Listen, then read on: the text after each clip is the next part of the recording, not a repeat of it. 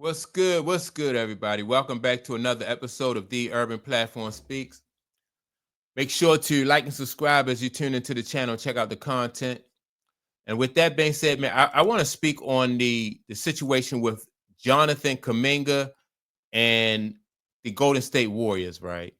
And it's obvious, everybody knows that Jonathan Kuminga wants out of Golden State, and the Golden State Warriors really they want him. They want him out too. They don't really care. They don't feel like they need him, right? And so Jonathan, I think there's some bad blood there because Jonathan don't appreciate the way the Golden State Warriors treated him. They don't appreciate it, specifically Steve Kerr.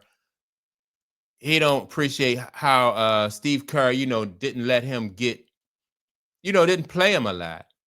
And so now Jonathan Kuminga is looking to go somewhere else, but he want to go somewhere else, and he want to get paid what he think he's worth, right? Golden State wants money. They want to be compensated fairly for him. They want to be able to get something back whereas though they benefit. But I kind of think that Steve Kerr and the Golden State Warriors kind of dropped the ball when it came to Jonathan Kuminga. And I'm not trying to inflate his value, but I think that Jonathan, for the years that he was on their team, they could have put more into like his development. But Steve Kerr was so much into their big three: Steph Curry, Klay Thompson, Draymond Green. He was so much into their big three that he sacrificed like the future for that. When I think that he could have integrated Jonathan Kuminga more into that team than he did. And I know he won 4 championships with their big three. But still, they had the opportunity to like I said, to just help this kid develop and become the future of the team. Now, once Steph Curry and Klay Thompson leave, it looks to me that like they're going to have to go into rebuild mode.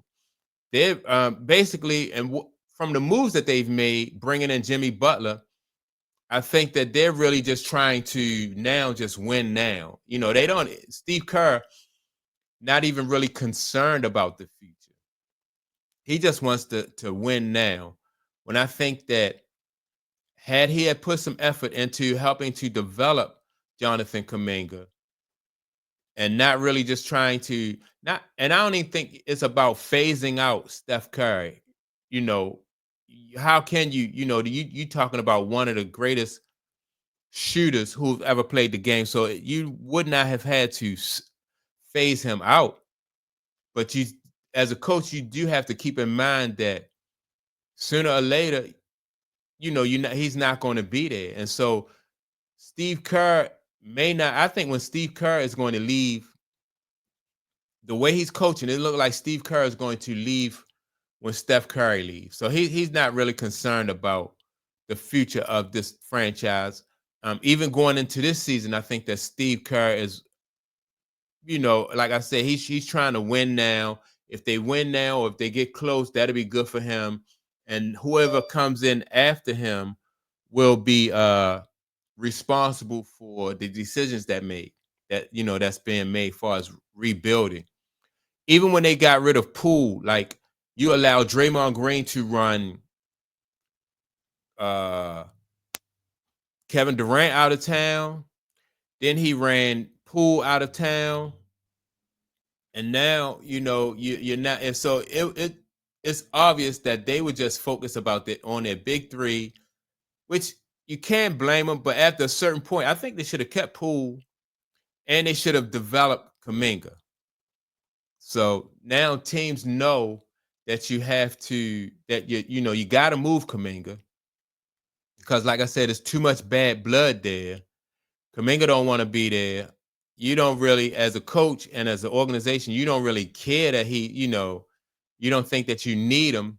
So but you do want to get the most you can for him.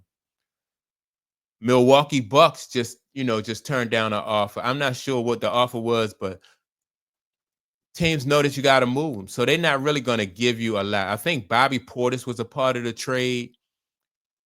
I think that I'm not sure who else was a part of that trade with Kuminga going to the Milwaukee Bucks and then bringing Bobby Portis from the Milwaukee Bucks over to the Golden State Warriors, right? But Milwaukee can play hardball because they know Kuminga is not happy, and they know, so that they know you got to move him. Now, do I think Kuminga will be able to fit in with Giannis?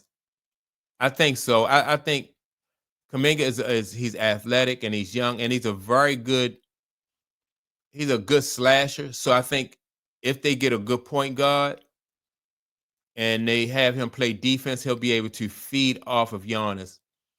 I'm not even saying that Kuminga is somebody who you can feature in your offense, but I think he'll be a good number, probably like a number 2 or 3 option. I feel more comfortable if he's my third option. You don't want him to be your second option because I don't think his offensive skills are up to that. I think he's a slasher. Like I said, if your team is running or if you can find him in the half court in certain situations, he can be effective. But as far as like creating his own basket, I think Kuminga probably he not consistent enough in that area for me to, like I said, for him to be able to create his own basket, like the guy Middleton. Like Middleton was excellent in the half court as far as like getting his shot off, getting to his spot and getting easy buckets. I don't see Kuminga as that kind of ball player. Kuminga is going to need to be in a rhythm, and he's going to have to get be able to get to his spot with the assistance of a good point guard. So Kuminga would be a great third option. And I think Milwaukee that's part of the reason why Milwaukee wants to hang on to Bobby Portis, because Bobby Portis in the half court, I think, can get his shot better than Kuminga can. So you will have Bobby Portis will be a better second option than Jonathan Kuminga. But Milwaukee needs a point guard, a solid point guard to go along with Giannis, and they need a third option, which I think Jonathan Kuminga as your third option is good. Also, another team that's interested in Jonathan Kuminga is the Phoenix Suns. Now, how do we fit in with the Phoenix Suns?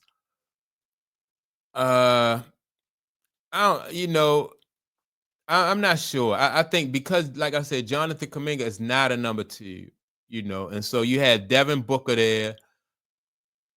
And so what would the Phoenix Suns? Again, Phoenix Suns need a point guard. Devin Booker needs a point guard because, to get him the ball and it's his in the right situations. You don't want Devin Booker doing too much ball handling.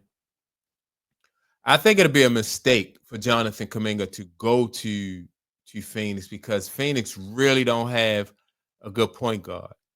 Now, a team that I think Jonathan Kuminga could go to would be the Dallas Mavericks. They got a really good point guard. They got a number 1 option. They got a number 2 option. So he could be the third option, and then he will help out on, be a solid defender. So in my opinion, for Jonathan Kuminga to go to Dallas would be an even better move. Then you got Cooper Flag coming in there. So you got a young team and you got some veterans over there. So if I'm Jonathan Kuminga and I can't get to Milwaukee, then I would definitely want to go with the Dallas Mavericks. Yeah, I don't see. Let me see the Dallas Mavericks. What about the Atlanta? Not Atlanta Hawks. The Houston Rockets. He could fit in there, but again, Jonathan Kuminga, in my opinion, is the third option. I don't know if he may not see himself as a third option, but I think Jonathan Kuminga is a third option. I think Jonathan Kuminga could play the type of role that Andre Iguodala played when he was in Golden State, and that's the way I thought that they could have utilized in Golden State, utilized Jonathan Kuminga as the same way they utilize the same way they use Andre Iguodala in that same type, because Andre Iguodala is the kind of player, he's not really all that good in a half court set. He's a great defender. Um, he's very athletic, but you don't want him to be in your offense trying to create his, in the half court trying to create his own offense. He's at times he could do that against certain matchups, but and I don't understand why Steve Kerr really didn't recognize that. But hopefully Jonathan Kuminga, in my opinion, hopefully he do land in. I want to see him either go to Houston, Dallas, Milwaukee. Yeah, Milwaukee I think would be good. But if Milwaukee get him, they still need a point guard. And so, but Golden State definitely want him out of there because they feel like they don't need him. They just trying to get the best deal they can for him. And that's my take on it. Make sure to like and subscribe to the channel. Also, don't forget to leave a comment. And with that being said, I will check you out in the next episode. Peace.